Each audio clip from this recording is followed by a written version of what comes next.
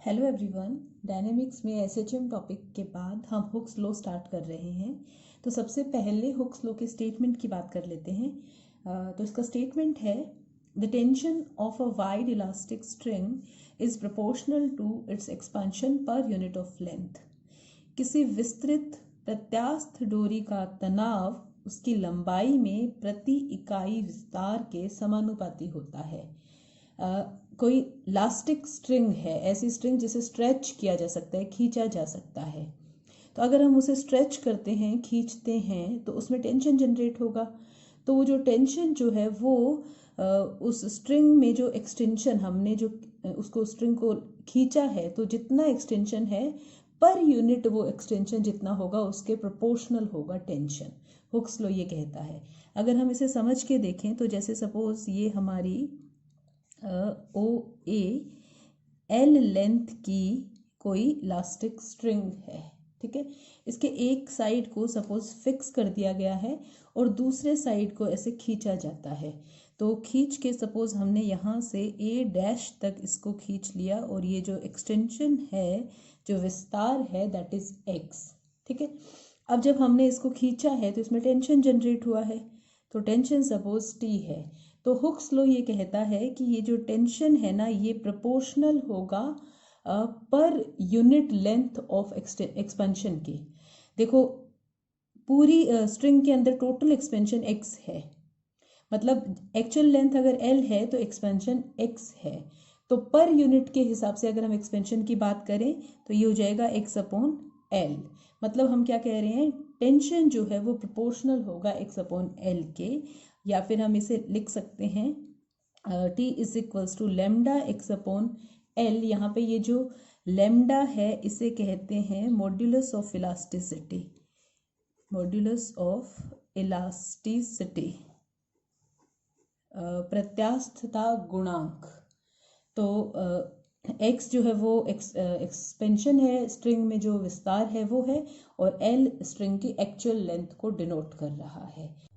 तो हमारे सिलेबस के हिसाब से हमें horizontal elastic string and vertical elastic string दोनों के लिए मोशन को डिस्कस करना है। तो पहले हम हॉरिजॉन्टल इलास्टिक स्ट्रिंग से स्टार्ट करते हैं। स्टेटमेंट है one end of N elastic string is fixed at a point on a smooth horizontal table, and to the other end a particle of mass m is attached.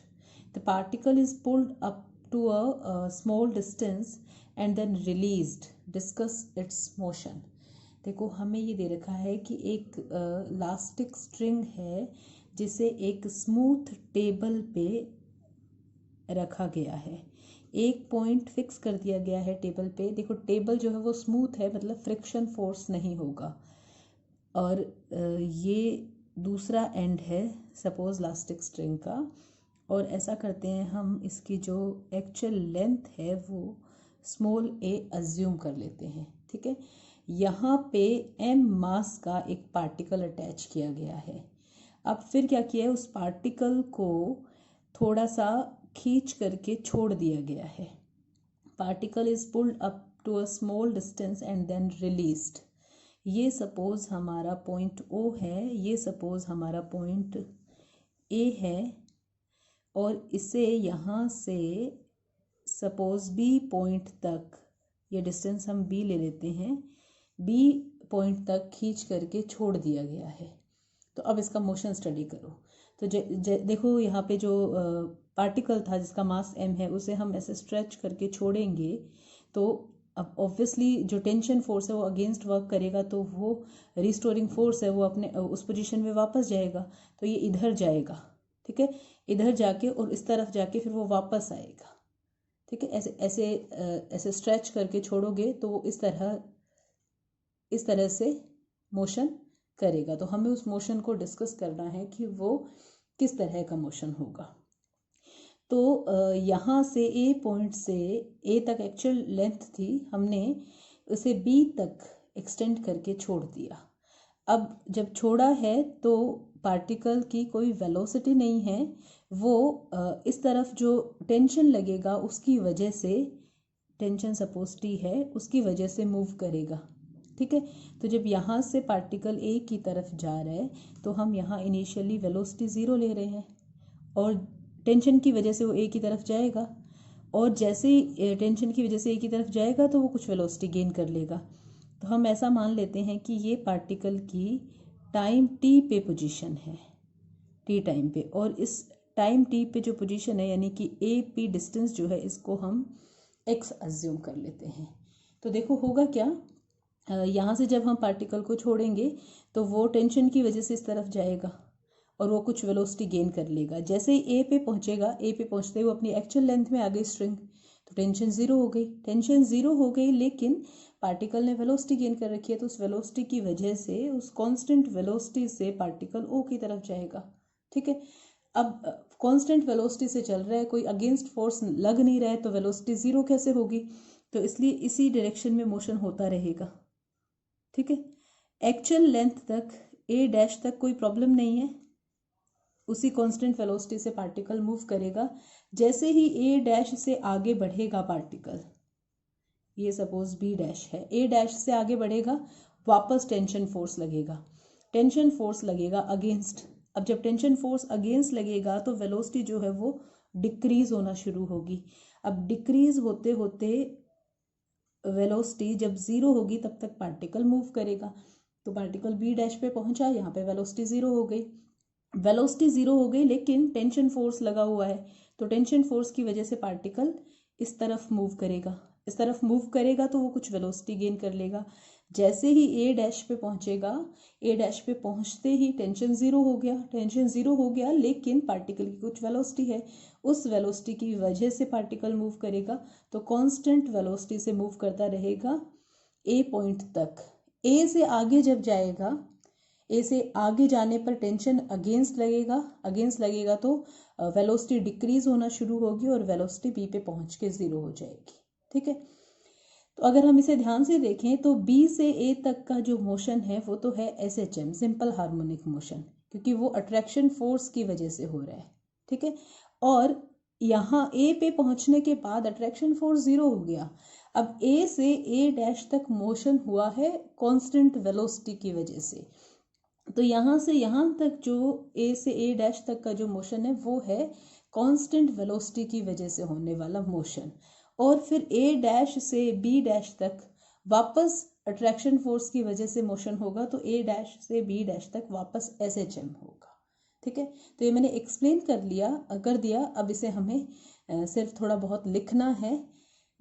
तो हम horizontal string में motion study कर रहे थे। ये ओ से ए तक ये हमारी स्ट्रिंग की एक्चुअल लेंथ थी, जिससे मैंने वहाँ पे स्मॉल ए से डिनोट किया था। मैं वापस इसे एल से ही रिप्रेजेंट कर रही हूँ, क्योंकि बुक में जो स्टैंडर्ड सिंबल है वो एल यूज़ किया गया है। इसे हमने ए से बी पॉइंट तक स्ट्रेच करके छोड़ा था, और ये जो स्ट्रेच है या एक्सटेंशन है, एक्सपांशन है, वो बी है। यहाँ ये ए डैश, ये भी एल, और ये बी डैश, ये होगा बी। ठीक है, यहाँ टेंशन लग रहा है टी, बी से ए की तरफ। ओके, तो हम मोशन स्टडी करने वाले थे, इक्वेशन ऑफ मोशन लिखने वाले थे। तो उससे पहले हम ऐसे समझ लें कि जब बी से ए तक SHM हो रहा है, ये तो मैंने आपको बता ही दिया।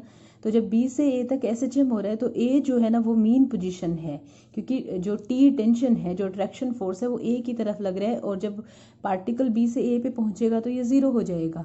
तो जो हमारा सेंटर ऑफ फोर्स होता है ना, मीन पोजीशन, वो ए है। ओके, तो हमने पार्टिकल को ए से बी तक स्ट्रेच करके छोड़ा है। तो यहाँ पे ये बी तो टाइम ज़ीरो पे पोजीशन है, और टाइम टी पे पोजीशन हमने पी लिख ली, ये टी टाइम पे पोजीशन है। ठीक है, और जो डिस्टेंस ए पी है वो हमने एक अज्यूम कर ली। मैं इसे लिख देती हूँ, let P be position of particle at time T and A P equal X है। ठीक है, तो टेंशन जो है वो क्या होगा, tension by Hooke's law tension ये होता है लैम्डा, जो एक्सटेंशन है स्ट्रिंग में, जो स्ट्रेच है अपॉन एक्चुअल लेंथ। तो जब हम इक्वेशन ऑफ मोशन पढ़ रहे हैं तो हम मूविंग पोजीशन की बात कर रहे हैं, टाइम टी पे जो पोजीशन होती है ना उसकी बात करते हैं। तो जब पार्टिकल p पॉइंट पर है टाइम t पे तो स्ट्रेच कितना है, AP है, यानी कि x upon actual length l है। ठीक है, तो इक्वेशन ऑफ मोशन बनेगी m d2x by dt2 equal minus T इसलिए क्योंकि t जो है वो रिस्टोरिंग फोर्स है। वापस हमने स्ट्रिंग को स्ट्रेच किया तो वो वापस उसे एक्चुअल पोजीशन में लेकर के आएगा, रिस्टोरिंग फोर्स है, या फिर ऐसे कह लो डिस्प्लेसमेंट के ऑपोजिट डायरेक्शन में लग रहा है तो माइनस टी होगा। यहाँ पे हम इसकी वैल्यू पुट कर देते हैं तो minus lambda x upon L. तो d2x बाई dt2 अगर हम देखें तो ये बनेगा minus lambda upon M L X. अगर हम इस इक्वेशन को SHM वाले इक्वेशन से कंपेयर करें, SHM वाला इक्वेशन ये था हमारा म्यू एक्स, तो यहाँ से हमारे पास म्यू की वैल्यू आ रही है लेमडा अपॉन एम एल। ठीक है, अभी फिलहाल यहाँ पे हम इसे वेलोसिटी एंड डिस्टेंस का रिलेशन फाइंड आउट करते हैं। तो हमें पता है हम d2x बाई dt2 को क्या लिखते हैं, v dv by dx equal minus lambda upon M L X. तो ये बनेगा v dv equal minus lambda upon M L X D X. हम दोनों तरफ इंटीग्रेशन करेंगे तो इंटीग्रेशन के बाद इधर तो आएगा v स्क्वायर बाई 2 और इस तरफ होगा minus lambda upon M L X square by 2 plus c constant of integration. अब ये constant of integration find out करने के लिए हम इनिशियल कंडीशन यूज करेंगे। इनिशियल कंडीशन तो पार्टिकल ने मोशन स्टार्ट कहाँ से किया था, b से स्टार्ट किया था ना, तो हमारे पास देखो वेलोसिटी एंड डिस्टेंस का रिलेशन है। तो जब पार्टिकल b पॉइंट पे था तो x की वैल्यू क्या थी, तो x हमने लिया क्या है, पार्टिकल की जो टाइम t पे पोजीशन है उसकी a से डिस्टेंस को x लिया है। तो जब पार्टिकल b पे था तो उसके x से डिस्टेंस a से डिस्टेंस कितनी थी, b थी। तो x बराबर b होगा इनिशियली स्टार्टिंग में जब मोशन शुरू हुआ है x बराबर b है। और हमें ये भी पता है कि पार्टिकल टेंशन की वजह से मोशन करेगा, इस टी फोर्स की वजह से, उसकी कोई वेलोसिटी नहीं है। तो इनिशियली वेलोसिटी 0 है और डिस्टेंस b है। तो हम initial condition at x is equals to b v equal 0 लिखेंगे। ये हमारी इक्वेशन है एट b पॉइंट पे x इक्वल b है एंड v इक्वल 0 है, वेलोसिटी 0 है और डिस्टेंस b है। तो जब हम ये यहाँ पर पुट करेंगे तो देखो v हो गया 0 और x की जगह हम b रखेंगे तो c बराबर क्या आएगा, plus lambda b square upon 2ml। जब हम ये c की वैल्यू यहाँ पुट करेंगे तो ये अपॉन वाला 2 मैं दोनों तरफ से कैंसिल कर रही हूँ, v स्क्वायर इक्वल, देखो ये इधर तो बन रहा है lambda x square upon ml plus lambda b square upon ml। अगर हम लेमडा अपॉन ml कॉमन ले लेते हैं तो ये आएगा b square minus X square.